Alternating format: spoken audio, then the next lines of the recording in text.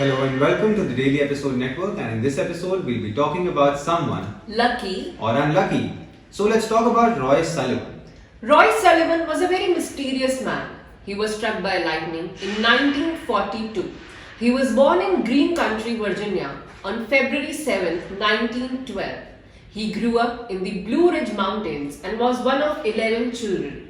He began working as a park ranger at the Shenandoah National Park in 1936. So Amit, tell us something about his encounter with the lightning. In 1942, at the age of 30, he was struck by lightning as he was in a fire lookout tower which hadn't had its lightning rods installed back then. So I think it's engineers' fault because they didn't install the lightning rods. Or maybe it was just sheer bad luck, because after lightning struck the tower 7 times, he ran out of the tower and then lightning struck him. But he was lucky he survived that attack. Yeah, he survived that attack with a bruise on his back, his entire left leg burnt, and a hole in his shoe through which blood was pouring out. But he survived that. Would you survive such an attack? Yeah, but I would call him unlucky any day. But wait, if it was that luck that made him survive, then what happened in 1969? Okay, so in 1969, he was driving his truck on a mountainous road when a nearby tree was struck by lightning and it deflected into the open window of his truck, striking Sullivan. But he survived that. The strike burnt off his... He survived inside a truck in which he was anyway supposed to survive. Lightning doesn't hit cars. I mean, it hits the car. But his windows were open. So the lightning basically went through the window to him. Yes. But And he that's survived bad luck, that. that's not good luck. No, You're supposed to be safe inside your car. It's metal. It's supposed to conduct that electricity. He was lucky enough to survive that. The strike burnt off his eyebrows, eyelashes, and set his hair on fire. That's one way of getting a haircut. But then he survived that. Imagine. Okay, if he was that lucky, then what happened just a year later in 1970? He was out in his gardening, planting trees. And on a clear sunny day, lightning struck him and left him with his hair on fire again. He was hit in the shoulder and reportedly he went airborne. But he was lucky to survive that. To be thrown around by lightning, you call that lucky? Imagine you're working in your garden and then you're struck by lightning. On a clear sunny day, what are the chances of that? A person being struck by lightning once has a chance of something in millions.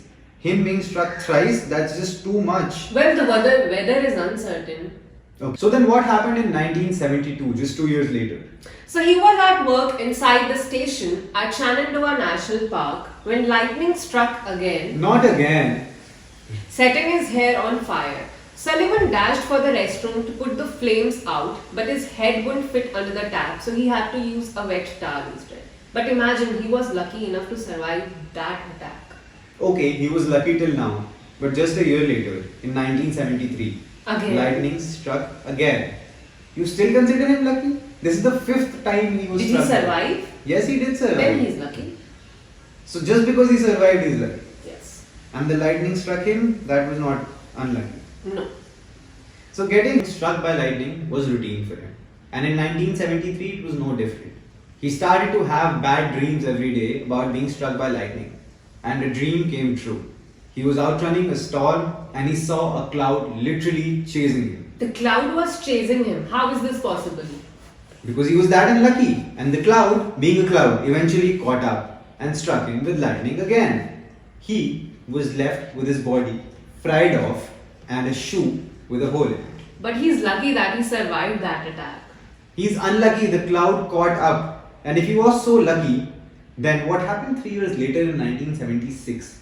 So he was strolling around outside when he tripped, injuring his ankle. He noticed storm clouds and then he rose to his feet and attempted to flee the area. And then we all know what happened. He was struck again, resulting in his hair catching fire. If I'm not wrong, this is the 4th time his hair caught on fire and the 6th time he was struck by lightning. I think this is the last time he was struck by lightning. No, it's not. 1 year later, just 1 year later, he was struck by lightning again for the 7th time. What was he doing? He went fishing. He went fishing in a nearby freshwater lake And right there he was sitting, lightning struck him, set his hair on fire, of course. He could have just jumped inside the pool. He could have done a lot, he could have not been there altogether. But lightning struck him, burning him again from his chest to his stomach and leaving his hair on fire. But then he survived. So lucky. His bad luck didn't end then. Was he struck by lightning again while he was going back from the pond? No, he was struck by a bear, which he had to shoo away by his stick. Maybe the stick was electric because he was electrocuted 7 times. He wasn't Harry Potter. But Harry Potter had an lightning mark. He also had a lot of marks on his body left after the lightning strike, the various lightning strikes that he encountered, 7 to be precise. And the bad luck didn't end then. He was attacked by bears 22 times and lightning 8 times, not 7. He actually remembers an encounter as a child back when he was. He was struck by lightning during his childhood. Yes, he was struck by lightning during his childhood as well, and he just remembers it very vaguely. But he believes that it was his 8th time being attacked by lightning. But he's so lucky he survived all the attacks. He was actually very unlucky that he was there for all these attacks. And on the morning of September 28, 1983, Sullivan died at the age of 71 after being struck by lightning 8 times and attacked by bears 22 times. But how lucky he survived all the attacks and died, at the age of 71. He died from a self-inflicted gunshot wound to the head.